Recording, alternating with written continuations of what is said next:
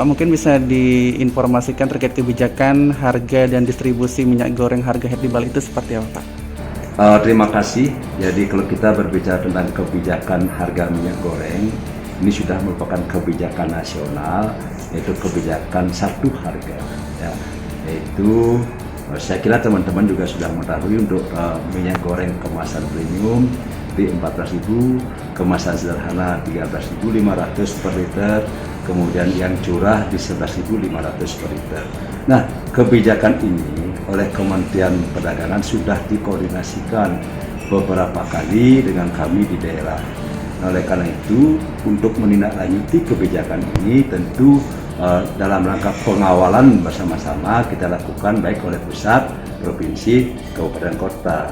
Nah, terhadap kebijakan ini maka pemerintah pusat pun telah menunjuk beberapa pabrikan, beberapa distributor yang kiranya mengawal agar harga minyak goreng sesuai head ini betul-betul tercapai di Bali. Namun dalam pelaksanaannya memang masih kita hadapi beberapa permasalahan.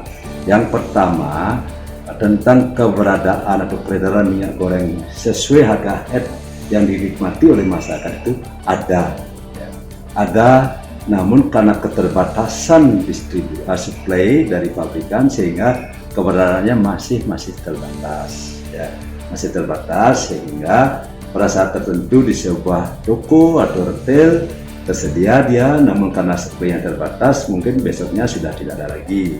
Nah, ini pun oleh distributor dibagikan secara merata dengan jumlah yang mereka terima dari pabrikan. Nah, itu oleh karena itu kami khawatir terus tentang hal ini, apakah betul supaya jangan sampai terjadi minyak goreng yang sudah diterima oleh pihak distributor terus tidak terdistribusikan dengan baik. Itu kami kawal sehingga para distributor, beberapa distributor pun kami minta menyampaikan laporan harian tentang kemana saja minyak goreng yang dia terima dari pabrikan itu dia distribusikan. Jadi termasuk ke seluruh wilayah yang ada di Bali ini. Demikian juga untuk minyak goreng curah kami pantau, kemudian kami juga melihat kemana arah minyak goreng itu dipasarkan. Memang khusus minyak goreng curah memang masih ada kendala karena pada umumnya kalau minyak goreng curah ini kan disampaikan ke pasar rakyat. Yang notabene memang pasar rakyat itu lebih sulit kita kontrol harganya. Mungkin saja pertama mereka masih memiliki stok minyak goreng dengan harga yang lama, harga yang mahal. Namun demikian tidak tertutup juga kemungkinan ada juga yang sudah menerima minyak goreng dengan harga sesuai head tetapi masih juga mengangkat. Ini mungkin permasalahan distribusi dan seterusnya. Itu masih ada kendala.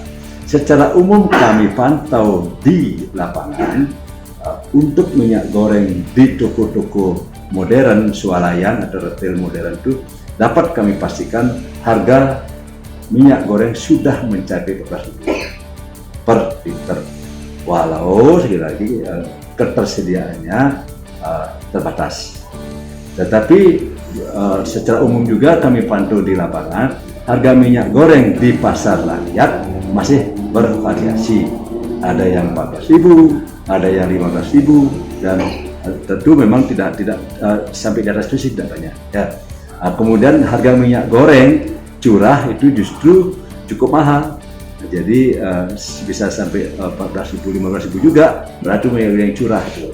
Itu pantauan kami di lapangan karena apa? Kebetulan saja barusan saya rapat koordinasi dengan teman-teman yang menangani perdagangan Kabupaten Kota se-Bali. Barusan selesai ini kami juga mengundang para distributor, kami juga mengundang para pelaku usaha retail yang diwakili oleh Ketua Aprindo. Kami juga kebetulan hadir pada kesempatan ini adalah petugas dari Kementerian Perdagangan yang memang dalam rangka mengawal kebijakan ini beliau ditugaskan khusus untuk di Bali, jadi menyambungkan informasi supaya lebih cepat gitu. Apa kendala di lapangan langsung disampaikan ke pusat sehingga lebih cepat informasi itu terselesaikan dengan baik.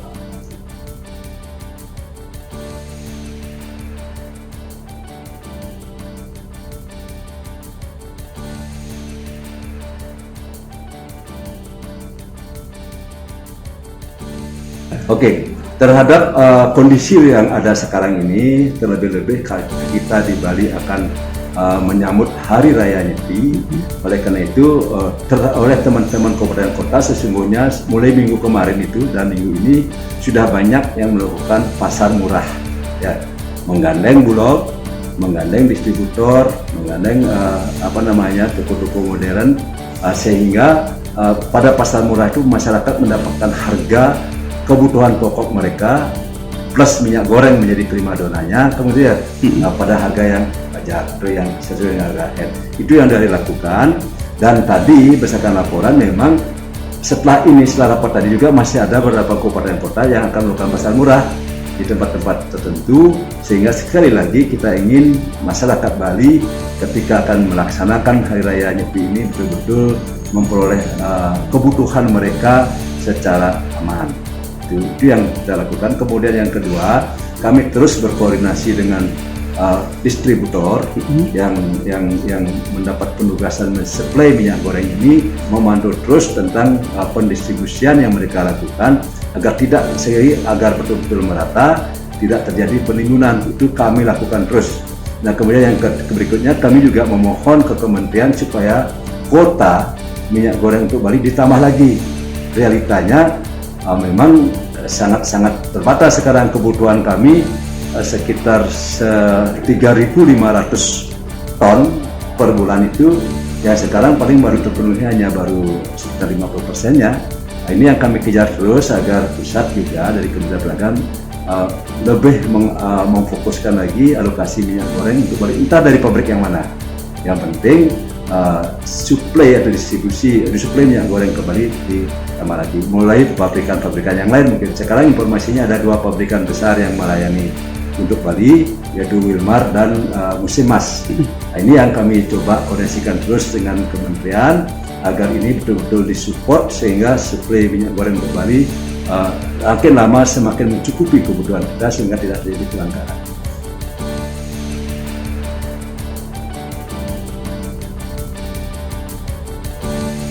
Menstabilkan harga ada 2 hal yang nomor 1, tentu kita melihat regulasi, kita memastikan bahwa tidak ada